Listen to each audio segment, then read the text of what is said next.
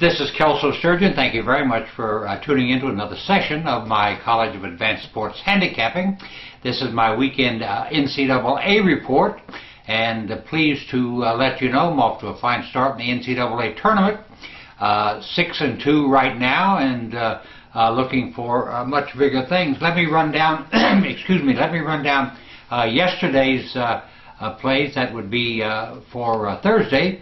Oh, by the way, the night before I won both play-in games with the underdogs, so was off and running. Now on Thursday, I won a 50-unit play on Vanderbilt with its 79-70 win over Harvard. Vanderbilt shot 54% in that game. Now they come back and face Wisconsin. I bring it up because I want to cover something that relates to that very shortly. Then I won 10-unit plays on Murray State, Kansas State, and Indiana. Lost a 10-unit play on Wichita State, which just played terribly.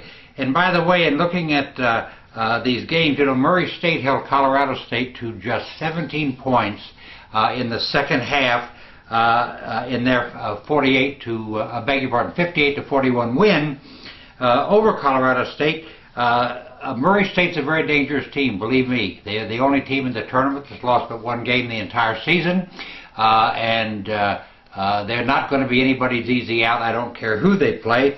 Kansas State had to come from behind and struggle to beat Southern Mississippi, and that sets up a situation we will talk when they take the court against Syracuse tomorrow. As I said, Wichita State just didn't play well. Virginia Commonwealth did. And that was the difference in the ball game. As for Indiana, they hit 59% from the floor to beat New Mexico State, and it's of note that New Mexico State hit 55% in the game. Usually if you shoot like that, you win, but if the other side's shooting almost 60%, it doesn't happen. And then I'm pleased to report last night in the NBA that I got the cash with another 25-unit win. Utah in its overtime victory. Now, I want to discuss the issue of coaches for just a minute here, because, I don't want to be overly critical on coaches, because each has their own personnel, their own way of doing things or whatever. But if you get to the NCAA tournament, you would think that a coach would have his team ready to play. I mean, hey, this is it. We're one of 64 teams now that have an opportunity to win the national championship. Obviously, the opportunity for some is greater than for others. There's no excuse for a basketball team to come out and not be ready to play.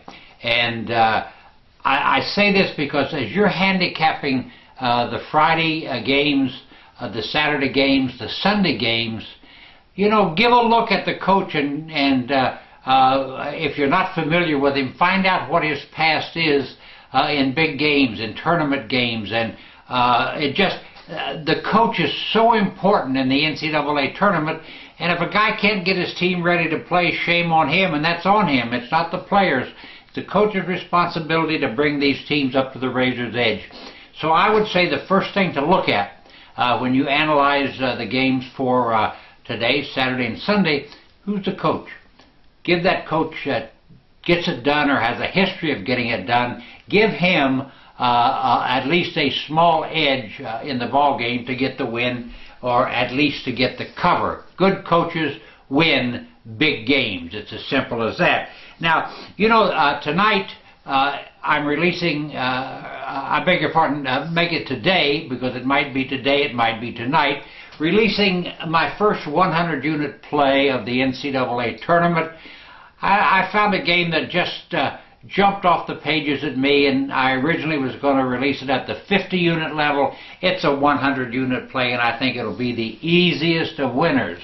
Now, tomorrow, Saturday, releasing my 200-unit NCAA game of the year. I won this game last year. I intend to win it again on Saturday. Then on Sunday, my 100-unit NCAA upset game of the year. I won this one last year also with the Richmond in a blowout win over Purdue. It's one of these things that when I assign 100 or 200 units to these games, they all have a 90% chance to get the cash. So on tonight, Saturday and Sunday, you've got 3 big games. You've got a 90% chance to win. Now tomorrow, I'll only be releasing 3 games because the schedule gets much smaller. But today, I'm coming right back as I did yesterday with a 5-game NCAA package highlighted by the 100-unit play. On Sunday, it'll also again be just 3 games. We want to win. We don't care if we win 5 games or 1 game. We just want to win. And so 5 games Friday, 3 games Saturday, 3 games Sunday. Also a reminder that I've been absolutely on fire in the NBA, and I go for another 50-unit NBA Game of the Week tonight. And I intend to get the cash. A beautiful schedule. The numbers are right. Now let's address a couple of issues that I think are just extremely important beyond coaching. You know, it was history-making this week when BYU came from 25 points down in a play-in game to beat Iona. It was even more startling that Western Kentucky came from 16 down in the last 5 minutes of its game to win. And you say to yourself, wow, that is really something. It is something, and both are records, by the way, NCAA records for what happened in those games. But you pay a price when you lay it all on the line and absolutely have to pour all your energy into winning that game. You come out of it with the win, yes, but where does it leave you for your next game? And just a couple of illustrations here. BYU, that came from 25 points down to beat Iona, was crushed by 20 points tonight by Marquette. 88, I believe, to 68 was the score. Western Kentucky took its best shot at top-seeded Kentucky, but still lost by 15. Now, teams that are all out to win have a very difficult task to win their next game. First of all, keep in mind what happens in the NCAA tournament. You've just laid it all on the line. You have less than 48 hours to recover before you take the court again, but you play a better team the next time. And these two things work together to get you beat and also to get a cover for the other side. Kentucky didn't cover against Western Kentucky, but they kind of laid low late and let the bettors who laid the big wood there suffer. That happens sometimes, and you get the backdoor cover in those games. BYU had nothing left in the tank and was just a sitting duck for Marquette. So as you analyze each game, especially those on Saturday and Sunday, stop and analyze how they played their last game.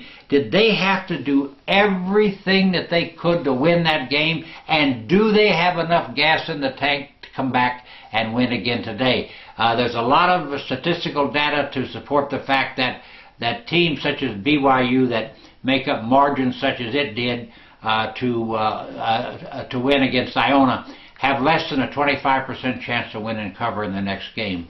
The data really is based on a small sampling of just 2 years, but it's very, very important. If a team had to lay it all on the line to win, you've got to be very careful about betting them when they come back. It's as simple as that. Now, teams that had a tough time tonight, Syracuse was life and death to beat NC Nashville.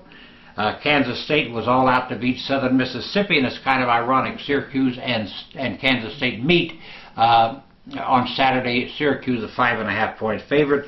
VCU was all out to beat Wichita State, comes back against Indiana, which just breezed past New Mexico State, of course, hitting that 59%. So pay attention to the coaches in these games.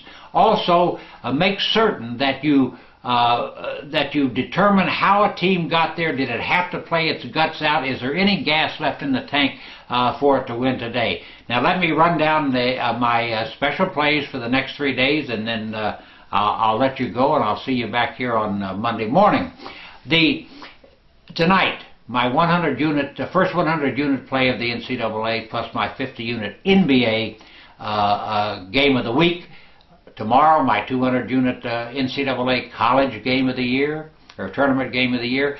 On Sunday, my 100-unit NCAA Tournament Upset Game of the Year. All those games and all my other releases are available on this website and toll-free at 1-800-755-2255. And just remember, I do take all major credit cards. Thank you for watching. Let's go get the money today and keep right on firing through the weekend.